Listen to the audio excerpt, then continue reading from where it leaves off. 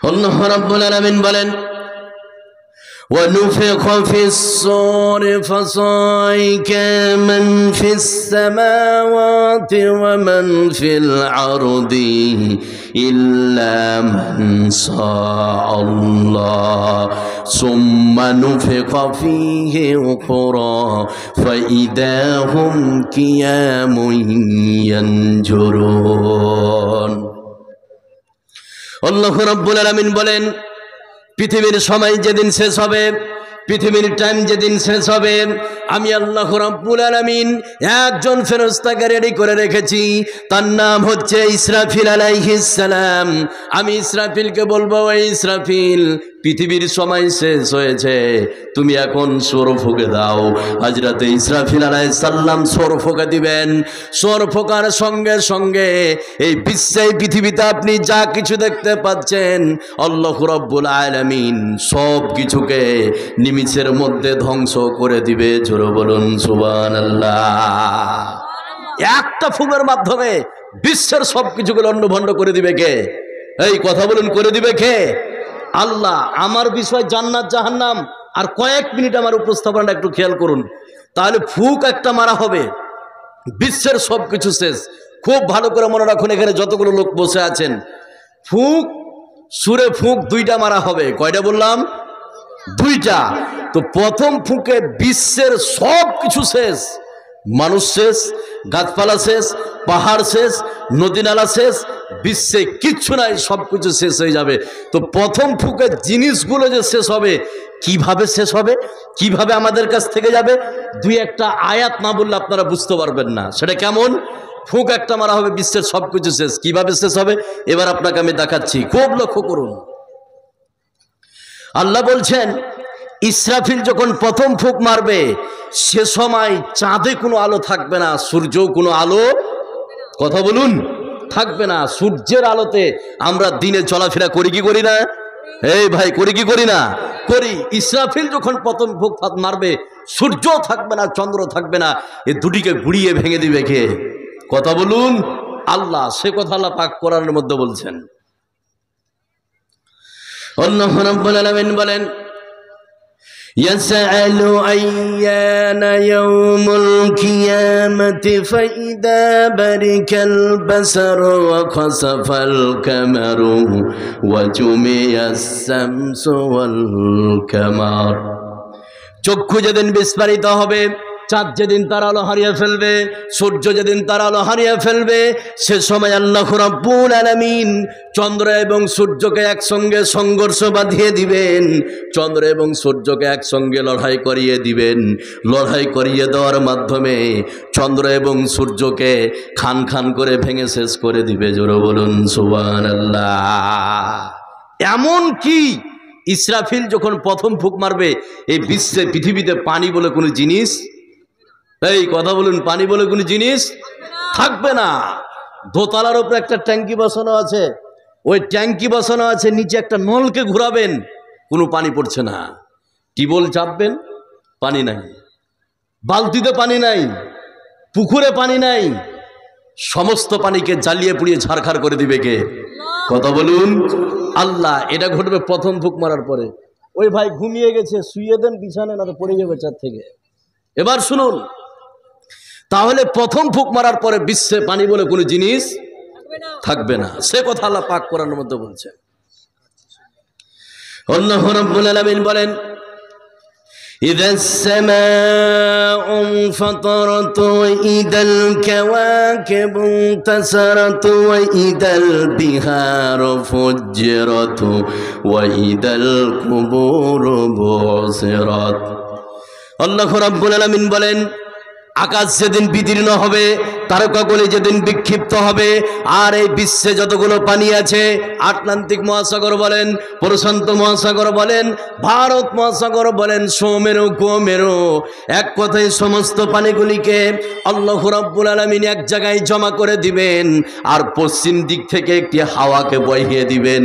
ওই হাওয়াতে পানিতে আগুন ধরে যাবে, বিশ্বের সমস্ত পানিগুলিকে আল্লাহ পাক জ্বালিয়ে পুড়িয়ে ছারখার করে দিবে। জোরে বলুন সুবহানাল্লাহ। তো বিশ্বের জিনিসগুলো এইভাবে শেষ হবে। তাহলে পৃথিবীতে এইভাবে জিনিসগুলো শেষ করবে, বিশ্বে কিচ্ছু নাই। এবার ইসরাফিলকে বলবে যে দ্বিতীয় সুর ফুঁকে দাও। খুব ভালো করে খেয়াল করুন, আর 2-1 মিনিট আমার ভূমিকা। এবার ইসরাফিল দ্বিতীয় সুর ফুঁকে দিবে, সুম্মা নুফিখা ফীহি উখরা ফাইদাহুম কিয়ামুন ইয়ানজুরুন। ইসরাফিল যখন দ্বিতীয় সুর ফুঁকবে, সমস্ত মানুষ কবর থেকে উঠে দাঁড়িয়ে যাবে।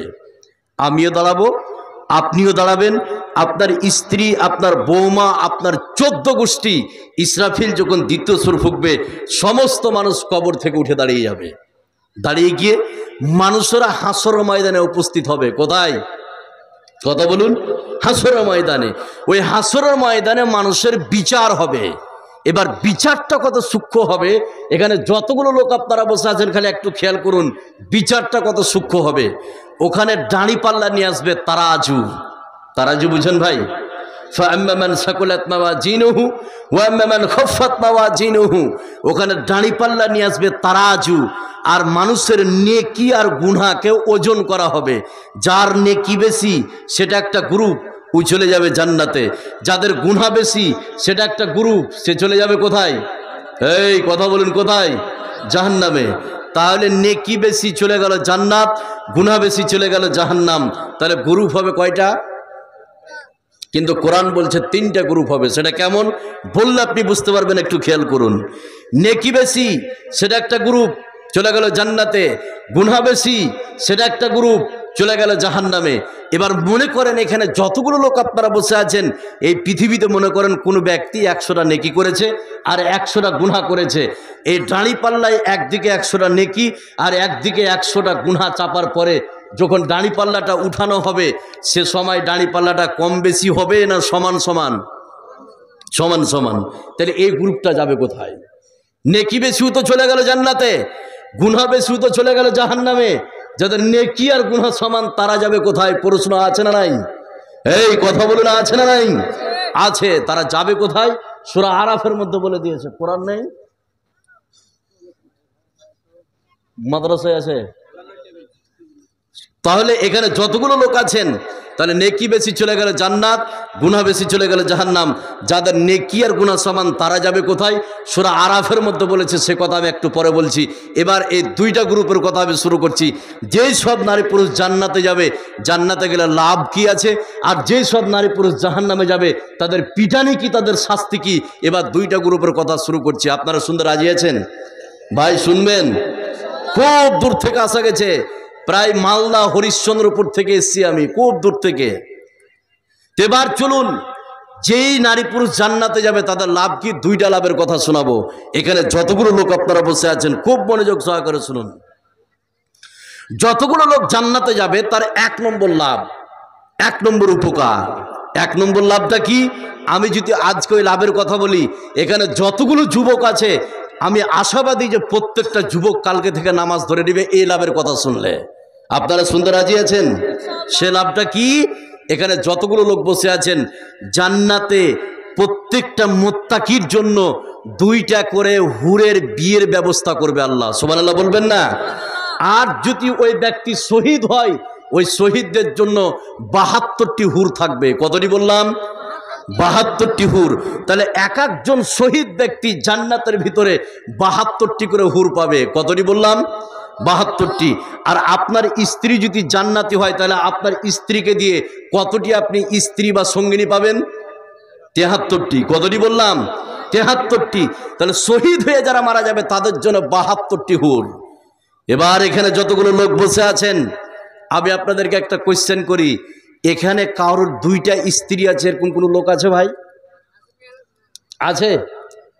কেউ আছেন? হাত উঠান তো যে আমার 2টা স্ত্রী। কার আছে গো ভাই? এবার ওকে পার্সোনাল জিজ্ঞেস করুন, 2টা স্ত্রীর জ্বালা কতর কলিজাকে খেয়ে থেয়েছে। আছে না নাই? আছে। এবার আপনাকে বলছি, জান্নাতের ভিতরে শহীদদের জন্য 72টি হুর থাকবে। এই 72টি হুর যারা পাবে, সেই হুরের কোয়ালিফিকেশন, এই হুরের কোয়ালিটি কেমন, এবার একটা একটা করে বলছি। এখানে যতগুলো লোক আছেন 72টি হুর আপনার হাতে তুলে দিবে আল্লাহ পাক, বিয়ের ব্যবস্থা করবে। সুবহানাল্লাহ বলবেন না? এবার আয়াতটা বলছি, খুব লক্ষ্য করুন, তাহলে বুঝতে পারবেন। আল্লাহ রাব্বুল আলামিন বলেন, মুত্তাকিনা আলা সুরুদিন মাসফুফাতিন ওয়া জাওয়াজনাহুম বিহুরিন আইন। যেই সব মুত্তাকি, যেই সব পরেজগার জান্নাতের মধ্যে যাবে, এক একজন জান্নাতীর জন্য জান্নাতের ভিতরে হুরের বিয়ের ব্যবস্থা করবে। সুবহানাল্লাহ বলবেন না? এবার বিয়ে যখন হয়ে যাবে আপনার সঙ্গে, তাদের কৌতূহলটা কেমন পরের একটা আয়াত বললে বুঝতে পারবেন। এখানে যতগুলো লোক আছেন, পৃথিবীর একটা কথা বলি, তারপর আয়াতটা বললে বুঝতে পারবেন হুরদের সঙ্গে আপনার যখন বিয়ে হয়ে যাবে এই হুরদের কৌতূহলটা কেমন। এবার পৃথিবীর একটা কথা বললে বুঝতে পারবেন। সেটা কি? মনে করেন আমি একটা মেয়েকে বিয়ে করে নিয়ে এসেছি, সন্ধ্যার সময় আসলাম বাড়িতে আমার আগনাতে বসিয়ে রেখেছি, আর আমি শুধু ঘুরে বেড়াচ্ছি নতুন বউ, আর পাড়ার যতগুলো মেয়ে আছে সমস্ত মেয়ে ওই নতুন বউ দেখতে আসে। আমার মালদার হরিশ্চন্দ্রপুরের কথা বলছি, আপনাদের এলাকায় বউ দেখতে আসে নতুন বউ? আছে ভাই, আছে। একটা কথা খেয়াল রাখবেন, যতগুলো মা বোন আছেন বউ দেখতে আসে, আসলে এরা বউ দেখতে আসে না, বউর গীবত করতে আসে, পরনিন্দা করতে আসে। এর প্রমাণ আপনাকে দিচ্ছি। সেটা কিভাবে? আপনি আগনাতে বসে আছে আপনার স্ত্রী, বাইরে আপনি রাস্তার ধারে দাঁড়িয়ে যান, যতগুলো মহিলা ঢুকবে আর বের হবে কিছু না কিছু মুখে বলবে। কি বলবে? কেউ বলবে সব যে বলছিল যে বউটা খুব ধলো তো কালো কেনে, কেউ ফের বলবে যে বউটার লাক মোটা, কেউ বলবে কপাল উচ্চা, কেউ বলবে দাঁতগুলি বড় বড়, কিছু না কিছু খুদ বের করবে। আছে না নাই? আছে। আমি যে কথাটা বুঝাতে চাইছি, আমি মেয়েটাকে সন্ধ্যার সময় রাখলাম, আমার শ্বশুর আমাকে প্যান্ট দিয়েছে, শার্ট দিয়েছে, জামা দিয়েছে, আমি রাস্তা রাস্তা বন্ধুকে দেখে বেড়াচ্ছি আর পাক মেরে বেড়াচ্ছি আনন্দে। এবার মাগরিব হয়ে গেল তাও বাড়ি আসছি না, এশা হয়ে গেল তাও বাড়ি আসছি না। এবার আমার মা আমার ঘাঁটা দেখতে দেখতে, আমার মা আমার অপেক্ষা করতে করতে আমার স্ত্রীকে বলল যে তুই যে ঘরটা দেখছো ওটা তোমার, তুমি যে শুয়ে পড়ো। আমার ভাবি বলবে ওই যে ঘরটা দেখছো ওটা আমার দেওয়ারের ঘর, যাও তুমি শুয়ে পড়ো। আমার বোন বলবে ওই যে রুমটা দেখছো ওই রুমটা আমার ভাইয়ের, তুমি যে শুয়ে পড়ো।